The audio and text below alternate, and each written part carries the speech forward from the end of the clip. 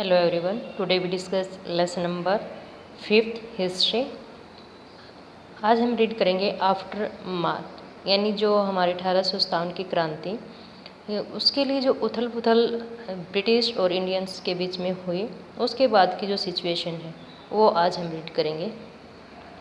The British had regain control of the country, यानी जो British थे वो दोबारा से भारत पर वही स्थिति वही लाभ उठाना चाहते थे। बाय द एंड ऑफ 1859 की मतलब समाप्ति पर 1857 में क्रांति होती है। 1859 के बाद फिर दोबारा से वो इंडिया पे दोबारा से लाभ प्राप्त करने के लिए अपने आप को पुनर्स्थापित करने की कोशिश करते हैं। But they could not carry on ruling the land, लेकिन अब क्या है, वो जो हमारी लैंड थी उस पर वो राज नहीं करेंगे अपने अकॉर्डिंग। जो फसलें ग्रो करवाते थे जैसे नील थी, तो ऐसा नहीं होगा। The land with the same policies anymore, और उस पर जो लैंड है सेम नीतियाँ जो हैं वो रहेंगी। ये below are the important change that were introduced by the British, कुछ परिवर्तन जो ब्रिटिश सरकार ने प्रेरित करवाए, यानी नए नियम जो बनाए। First, the British parliament pass a new act in 1858 में एक नया कानून पारित किया। Transfer the power of the East India company to the British crown in order to ensure a more responsible management of Indian affairs, यानी जो भारत में लड़ाई दंगे फसाद होते हैं, इसके कारण जो ईस्ट इंडिया कंपनी थी उसकी पावर को परिवर्तित करके ब्रिटिश क्राउन के हाथों दे दिया गया। A member of the British cabinet was appointed Secretary of India for, तो इसमें क्या है कि जो ब्रिटिश कैबिनेट है उसमें एक भारत के लिए सचिव नियुक्त किया जाएगा। And made responsible for all matters related to the governance of India, और वो सारा काम देखेगा कि भारत में किस प्रकार से शासन चलाया जा रहा है। He was given council to advise him, council उसको खुद सुझाव देगा। कॉल्ड द इंडिया काउंसिल, और उसको भारत परिषद कहा गया। The governor general of India was given the title of viceroy, और भारत में जो गवर्नर जनरल का पद था उसको ख़त्म करके वाइसरॉय जो है वो दिया जाने लगा, उपाधि दी गई। That is a personal representative of the crown, जो कि क्राउन है ब्रिटेन में, उसका व्यक्तिगत प्रतिनिधि ये करने वाला व्यक्ति था।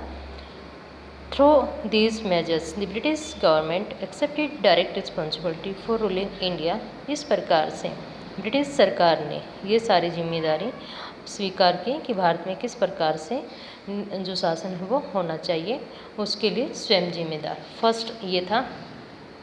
सेकंड है, all ruling chief of the country were assured that their territory would never be annexed in future, जो भी अपने मुखिया थे इंडिया में, जो राजा थे अपने अलग अलग प्रांतों के, उनको विश्वास दिला गया कि अब वो अपने शासन उस एरिया के खुद शासक रहेंगे, उनको भविष्य में मतलब किसी प्रकार की ऐसी लड़ाई नहीं होगी। They were allowed to pass on their kingdom of their heirs, और क्या है, अब जैसे मैं शासक हूँ तो फिर मेरा बेटा ही शासक बनेगा, ऐसा नियम बना। इंक्लूडिंग अडोप्टेड सन, यहाँ तक कि जो हम गोद लिया पुत्र यानी दत्तक पुत्र जिसको कहते हैं वो भी स्वीकार किया जाएगा।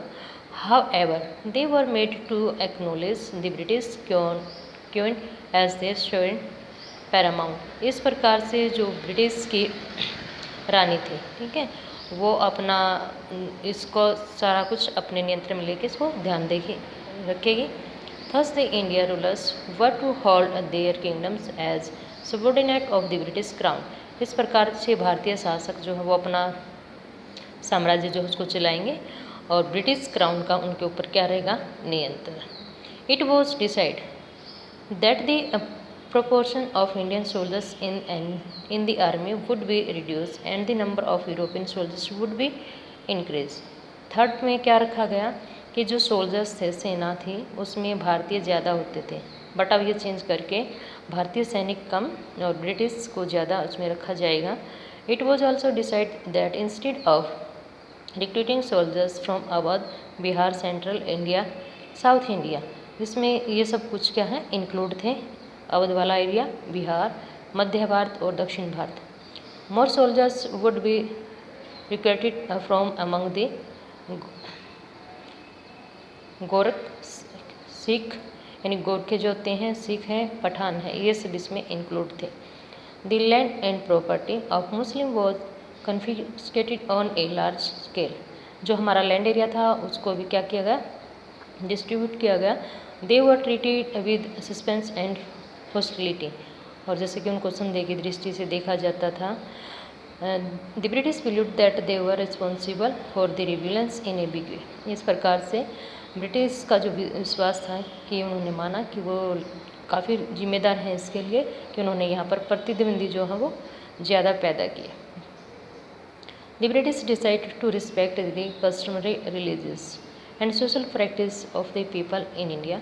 फिर ब्रिटिश ने ये भी स्वीकार किया कि जो हमारे इंडियंस के रूल रेगुलेशन थे, धर्म थे और जो हमारे सामाजिक नियम थे, रीति रिवाज, उनको भी स्वीकार करेंगे, उसमें कोई किसी प्रकार की वो इंटरफेयर नहीं करेंगे। Policies were made to protect landlords and zamindar and give them security of right over the land. जो उन्होंने नई नीति बनाई, इसमें जो हमारे जमींदार साहूकार होते हैं उनको राइट दिया गया कि वो अपनी ज़मीन पर क्या है, जो फसल चाहे ग्रो कर सकते हैं, सिक्योरिटी, सुरक्षा प्रोवाइड की गई। और इस प्रकार से जो 1857 की क्रांति है वो हमारे सामने आई। काफ़ी बड़ा चेंज इस क्रांति के कारण हुआ। और ये जो मैप एरिया है यहाँ पर, वैसे तो ये सारा कुछ इंडिया का ही है, नॉर्थ इंडिया का पार्ट है, बट जो वाइट कलर में है ये हमारे मेन पॉइंट रहे थे 1857 की क्रांति में। ये आपको फिल कर लेनी है इंडिया की मैप पे। Thank you, have a nice day.